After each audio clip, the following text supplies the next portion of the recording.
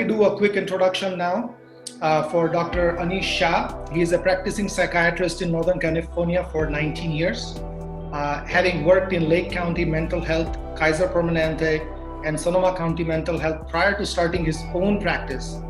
In addition to direct patient care, he also served as the medical director of Napa State Hospital before launching his practice in 2012. As the medical director at Napa State Hospital, he led a staff of 220 medical professionals and managed a $4 million medical services budget.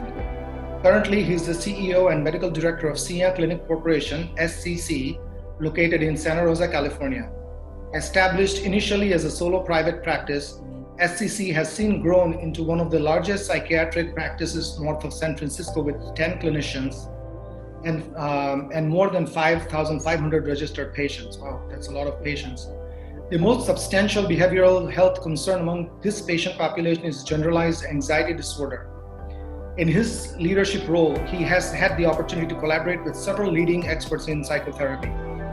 Furthermore, he has been active in the community as a behavioral health resource, providing a behavioral health expertise upon request, as well as continuing education programs in the prevention, treatment, and management of depression, post-traumatic stress disorder, and opiate dependence. That's a very, very awesome resume, Anish. Then Dr. Poulomi Shah. Dr. Shah is a board-certified pediatrician currently working as the medical director for Children's Medical Services for Sonoma County Public Health. These programs include California Children's Services, the Medical Therapy Program, and the Child Health and Disability Prevention Programs for Sonoma County. She is also currently working as a pediatrician at the Santa Rosa Community Health Pediatrics Campus. She is the Vice President for SIA Clinical Corporation. She's a past president for North Bay Indo-American Association, and I know, Poulomi, you continue to be very involved in NBIA and all of the community events, so thank you for that. She has worked in all settings of pediatric care with close to 20 years experience prior to coming to County Public Health, including private practice, working with the underserved population in federally qualified health centers, Kaiser systems, and both hospital inpatient care, as well as attending high-risk deliveries and C-sections. So with those very, very impressive resumes, I turn over to Dr. Poulomi Shah. I want to first thank NBIA and thank Vipul for supporting Anish on making this event happen. I think this was actually an idea that Anish and Vipul both had kind of thought simultaneously. So I definitely want to ensure that's known.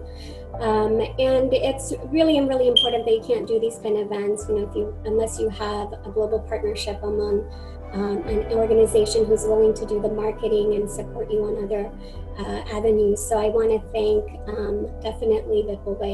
And I want to thank the NBIA team that includes many, and because I was part of NBIA, I know how much work that involves. It doesn't take one or two, it takes an entire team. So specifically, I definitely want to recognize the entire NBIA committee for not just this event, but all the events that they've put on since the beginning of COVID-19.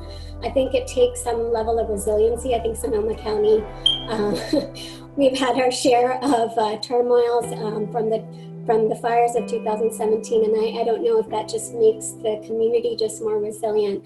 But they've put on so many events back to back, and that's just so humbling. So I just want to recognize the entire committee. Also, I don't know if Bindu can show her face. Bindu's the one who does the marketing for NBIA. And she has been amazing as far as all the communications that you are getting, and that's coming from her. So thank you, Bindu, for that. And then also I want to recognize Manish today because he's the technical support and kind of setting up all these Zooms and making sure that we're able to screen share and do all the other things that we need to do. So thank you. And then also thank you to our wonderful providers, physicians who have stepped up to do the event today. So with that, I'm going to start with... So my subject today is stress and COVID-19. As you all can imagine, COVID-19 has got all of us reeling.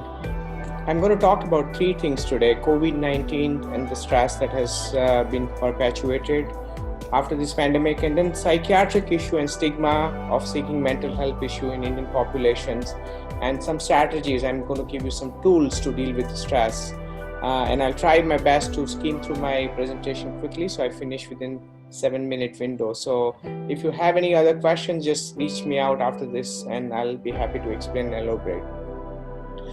Let's take our stress seriously. COVID-19 has really put us to a state where the stress has increased. If you look at the statistics, a study done by American Psychological Association, we have 20% increase in stress from 2019 to April, May of 2020. So just in this 1 month, the stress is potentially increased.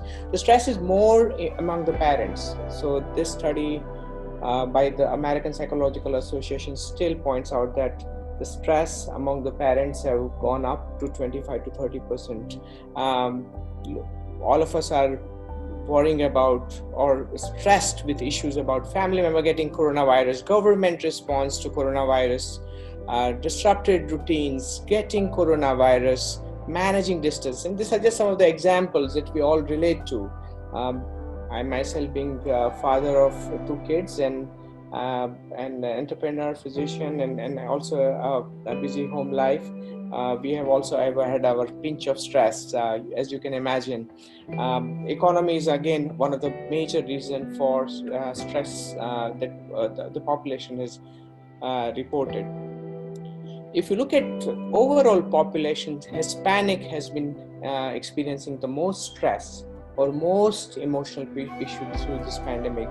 And Asians, all Asians are somewhat protected.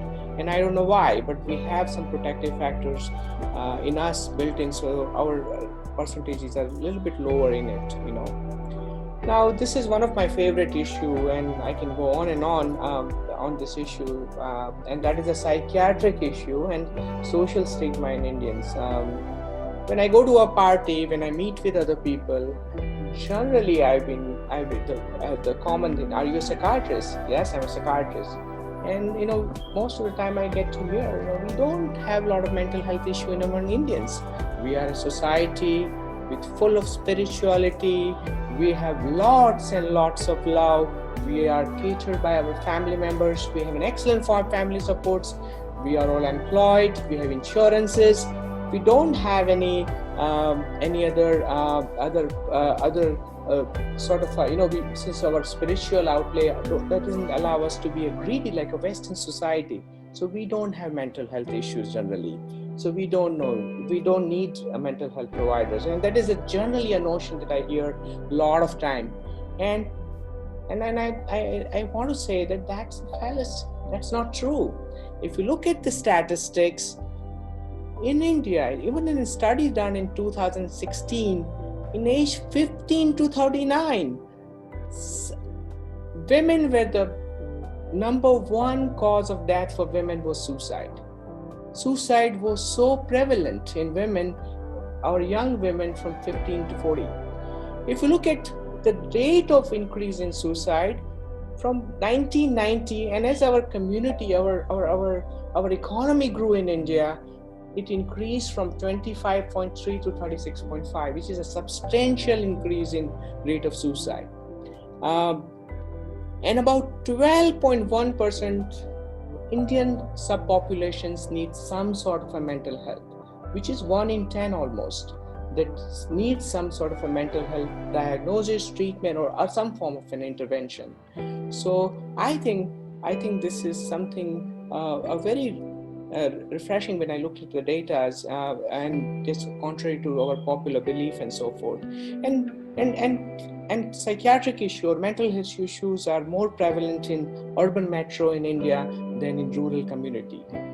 Now, when there are issues of mental health treatment among Indians, they also systematically studied about individuals and family members related to stigma or their perceptions about mental health, their willingness about the treatments, and those were very well studied issues as well. So if you look at in our society, there's a poor recognition and acceptance about mental health issues. Acceptance to treatment is also somewhat poor, and there are unfortunately very few trained psychotherapists in native language, and I'm talking about in India, generally speaking.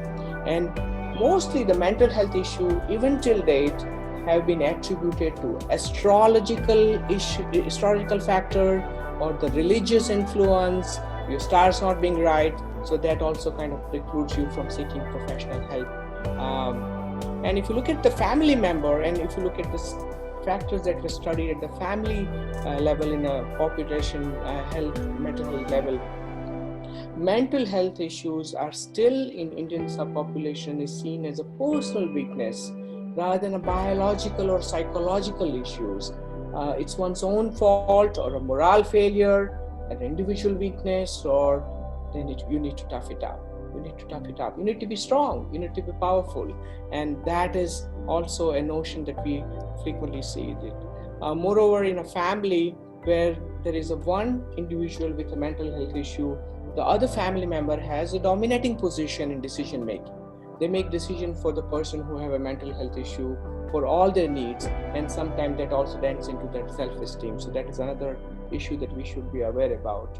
And then social stigma about seeking professional help for their family who has had severe mental illness is also a barrier about receiving care in Indian subpopulation. And we all are proud of about our social support, and that's great. That works fantastic, phenomenal when we have a mild mental health issues like mild anxiety, normal grief, and our society, our social support really is a powerful backbone to deal with those issues. But when it comes to severe mental illness, that is sometimes also working as a paradox. For example, a family or a patient with a severe major depressive disorder with psychotic symptoms, a paranoia, someone with severe bipolar disorders, the family has less acceptance to do. They're not able to support them through the system. Usually you see a lot of domestic violence among the patients who have developed psychotic symptoms, and then the domestic violence involves not only example beating from their family members but also from their others and so forth. And this is how I have also seen being schizophrenics being dealt in India when I grew up and so forth. Now this is the most important aspect probably, and we all have been dealing with stress. And what are some of the strategies? What do we do? Luckily most of us with COVID-19 have stress which is sort of a manageable, a milder sort of an emotional response. And my suggestions to you is to do this. First, accept your emotional struggle and support your loved one who have been struggling. Acceptance is the first thing. Limit news and social media no more than 2 hours. I've seen this a lot even when the fire were there. If you use excessive media more than a 2 hour, you are likely to be exposed to having serious mental illness issue, including post-traumatic stress disorder getting exacerbated. Maintain social connections, through audiovisual medium, stay connected. Celebrate major milestones, your birthdays, your graduations, talking to family members.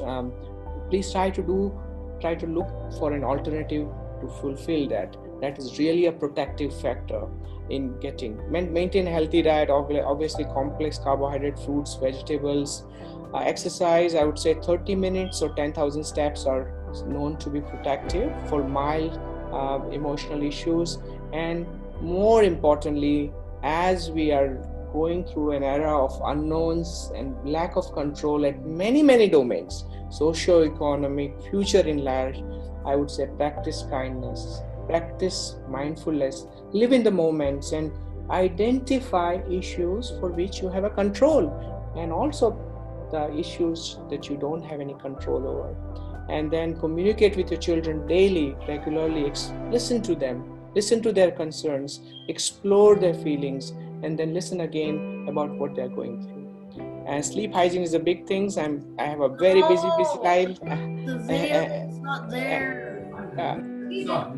It's all the way over there. Hello. Am I coming? Manish, okay? you need to mute everybody except Manish. Okay. These are some of the sleep hygiene strategies. It's a busy slide, so I'm not going to talk and read the slide. Just 4 important key member. Use your bed for 2 things: sleep and sex. Don't do anything in the bed. Don't watch a TV. Don't read a book. Don't do anything. When you're sleepy, then only go to bed. Rise at the same time. Have a wake up time. One set wake up time. That's very important. If you take nap, limit your nap to 1 napper, no more than 30 minutes. And then don't exercise 2 or 3 hours before your sleep. Avoid caffeine. If you are into enjoying alcohol, make sure you don't drink 2 or 3 hours before your bedtime.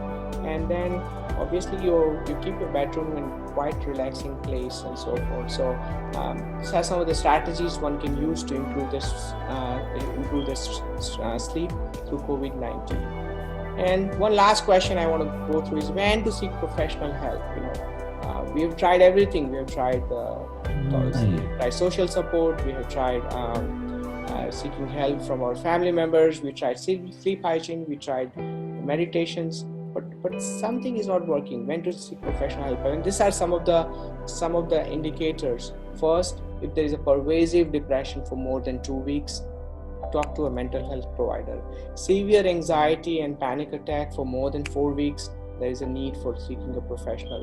If you have a continuous sleep problems, when you're not sleeping less than 4 hours for several days, see somebody, get yourself evaluated. Extreme irritability and low threshold for dealing with any frustration, and family or members observing continued misunderstanding and misinterpretation of normal cues. And in this case, husband and wife doesn't count. It has to be someone else. So misunderstanding and misinterpretation among husband and wife doesn't count. But if there are a lot of people noticing that you are really not getting it, we're trying to say something to you, but you are misinterpreting and getting emotional about things, maybe there's something that we need to look at it. Suicidal thoughts, they're never healthy, they're never normal, that always needs to be reevaluated. Depression and anxiety causing cognitive problems. Cognitive problem means you can't remember. Concentration is very bad and you procrastinated, you're not able to make decisions. I think that's the time you should look into getting help. And excessive alcohol use, 1 per day for women, more than 1 per day for women and 2 for men, or illicit substances. These are also signs where you should seek for somebody for help. Thank you so much. I hope I was not over my time as much.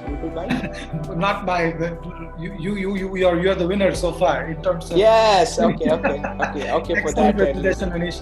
That was a lot of good advice, and I found them to be very kind of insightful and helpful. So thank you very much, and thanks. We go.